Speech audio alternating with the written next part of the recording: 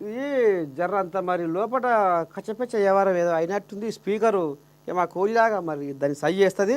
ముందుగానైతే మీకు ఫోన్లో చూపించే ప్రయత్నం చేస్తా. శుభ్రకానే ఉంది, నోటి మాటలు లేవు అనేది తేట తెల్లం చేస్తుంది పంచాయతీ సాలకుండా. మరి ఇక మరి ఆ తల్లి ఏం చెప్తుంది, అసలు ఏంది ఏం కథ? ఇలా పెద్ద పెద్ద మీద ఉంది. ఎవరో మా నర్సయ్య తాత పోయిందంటే ఇలా బాగానే మరి ఇక కథ మాత్రం అంతా రాగుంసు అనేది మాత్రం మీకు ఎరక కావచ్చు. అందుకనే మరి ఇక చెప్పు రక్తమైన మానబిడ్డ అనేది జర్రంతా ఆయనకు ఆపోషణ ప్రేమ ఉన్నది కానీ బిడ్డ మీద మరి అక్కడ ఉన్న కథ ఇక నేను చెప్పానా తల్లి చెప్పి.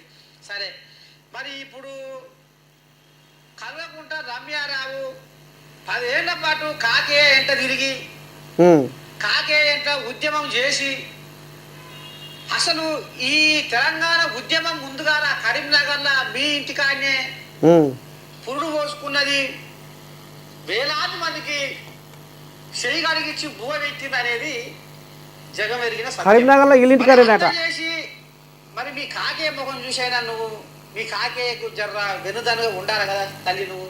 అయ్యో నేను బయట ఉన్నా కూడా అక్కడ ఆయనకున్న కష్టము, ఆయనకున్న ప్రమాదము, ఆయనకున్న ఎనుపోట్లు అవన్నీ కూడా ఎప్పటికప్పుడు నేను బయట ఉన్నా చెప్తానే ఉన్నా.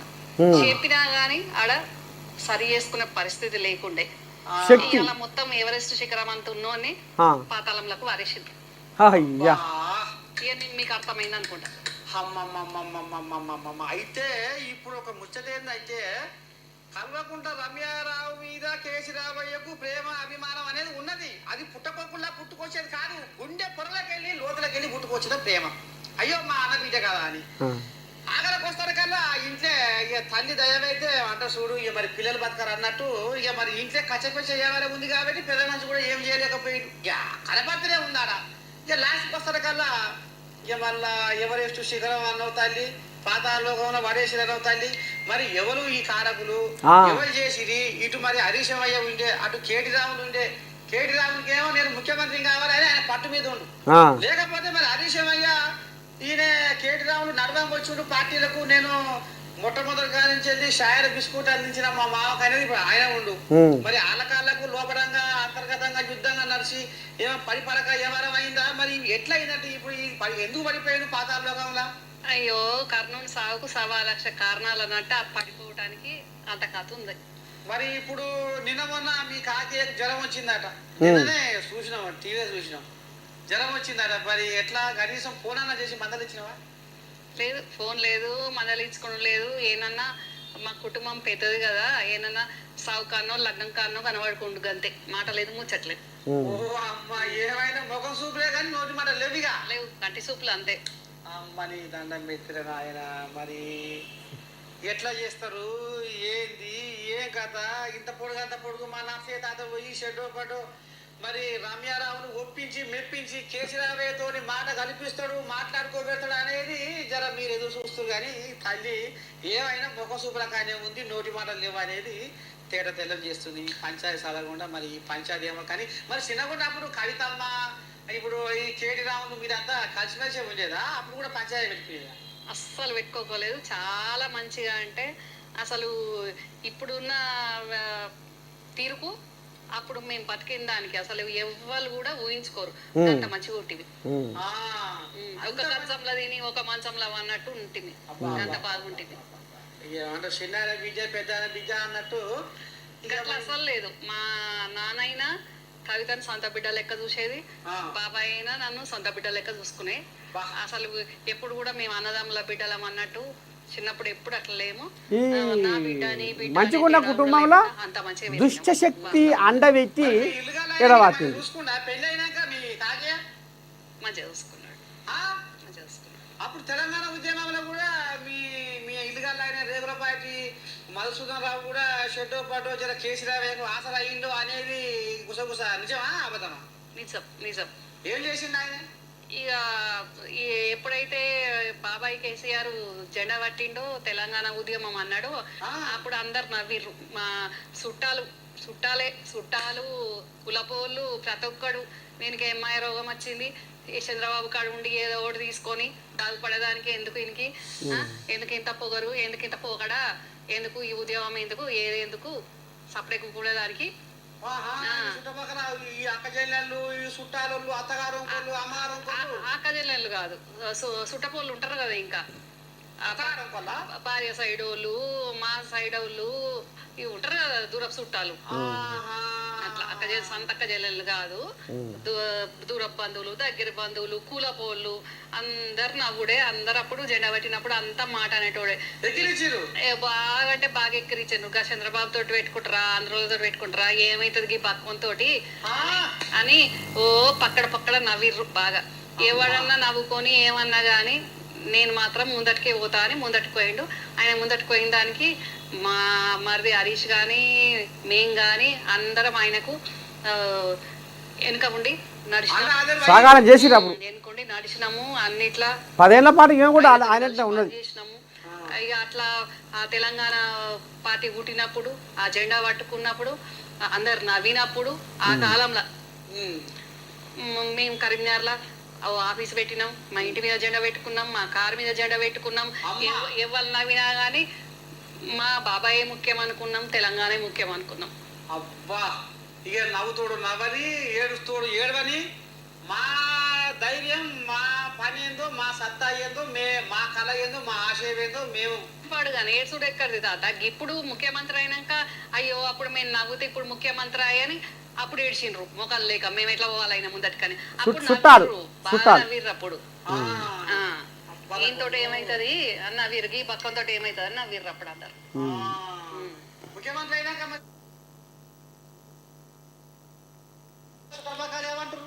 ఏమంటారు ఇక అయితే అయిపోయినాయి తిన్నాక పాసుద్దాం పానన్న అంటే ఆ లోపల ఆ పాటికే తెలిసిపోయింది అది దుష్ట శక్తికి నేను వచ్చిన అని నన్ను నాకు అడ్డపడటానికి కవిత తింటనే ఉంది ఓ ముఖానికి ఒక ఇట్లా ఫోన్ ఉన్నది ఫోన్ రానే వచ్చింది ఆ కేసీఆర్ దాకానే పోయినప్పుడు ఫోన్ మాట్లాడింది రేవంత్ ప్రమాణ స్వీకారం ఆయన కాలు జారి పడే కదా ఇక అప్పుడు యశోద హాస్పిటల్ వాయే కదా అప్పుడు మందలిద్దామని పోయిందట పానన్నాక అది లొలి లొలి చేస్తుండట రక్తం ఎక్కించుకుంటానికి దాకాండా అక్క ఓ 2 రోజుల తర్వాత నేను ఫోన్ చేస్తా అప్పుర్రా అని మళ్ళా ఏం చేయాలి ఏ రూమ్ లో ఉన్నాడో కూడా తెలియదు నాకు నేను చూద్దామంటే ఏ రూమ్ లో ఉన్నదో కూడా తెలియదు దుష్ట శక్తి దగ్గరనే ఉందట రానిలేదట దేని దానికే ఉండదు కదా మనకి గంట పడ్డాడు అట్లున్నది అన్న పోయి చూసిన అట్లా అంతవరకు నేను పోయింది లేదు చూసింది లేదు మాట్లాడింది లేదు ఏది లేదు చూసిన చిన్నమ్మ శ్రీదేవి వెనకడికి పెద్దరాది పెద్దమ్మ కథ ఆదికొస్తుంది పెద్దరాది పెద్దమ్మ చరిత్రలో ఏమైంది చిన్నమ్మ శ్రీదేవి పోనరాజు భార్య పాపనాచామని పాపమ్మని పగబెట్టినట్టే కొడుతుంది ఇక్కడ మరి మీ చిన్నమ్మ నువ్వు యశోండల ముఖం చూసుకున్నా నాకైతే అనుమానం కొడుతుంది ఏం ముఖం చూసుకుంటో ఏమో కానీ కాక నా పడ్డ ప్రేమనే నాకు కాక పెట్టినట్టు అయింది వా ఇక నీ మనసు తిరిగిపోయింది ఇక తిరిగిపోయింది ఇక ఇంకింత తిరిగిపోవుడు కాదు ఎంత బాధ అవుతుంది ఇప్పుడు రక్తం ఎక్కించు వెనకడికి గద్దరు కూడా పోయిందట అవును పోయి కలుద్దామని పోతే ఎర్ర టెండలా అట్లనే కుసి తెచ్చిందట పాపం ఆయన శోకలు కాదునియట మరి పెద్ద మనిషి బీపీ షుగర్ ఇక ఏమంటారు చూడు ఎన్ని ఉంటాయి పెత్తడానికి వచ్చినాక అవును పాపం ఓడిపోతూ అట్లనే కూర్చుండట అయితే ఇప్పుడు ఈ సుఖమైనా లోపలికి ఓనికపోవడం అయ్యో మన గద్దరన్న దాకేందుకు ఏంది హోమ్ మినిస్టర్ మహమూద్ అలీనే లోపలికి రానియకపాయే ఏపిజ్జతో ఏముచ్చట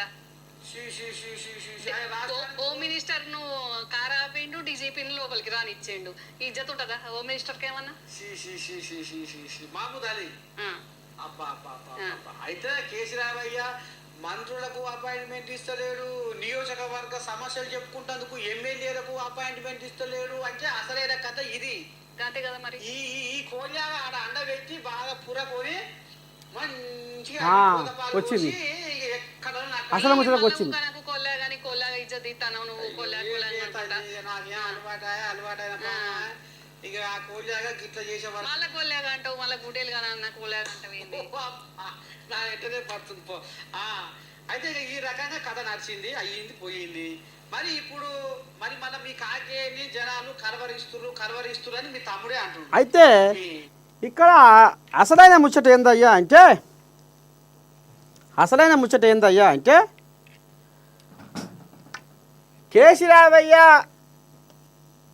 కేసీరావయ్య నెత్తి మీద దుష్టశక్తి అనుకున్నాం కదా. ఇక ఇప్పుడు అది పెద్ద శాటభారతం ఉంది, గంట ఉంది, అన్న దొరకలేదు.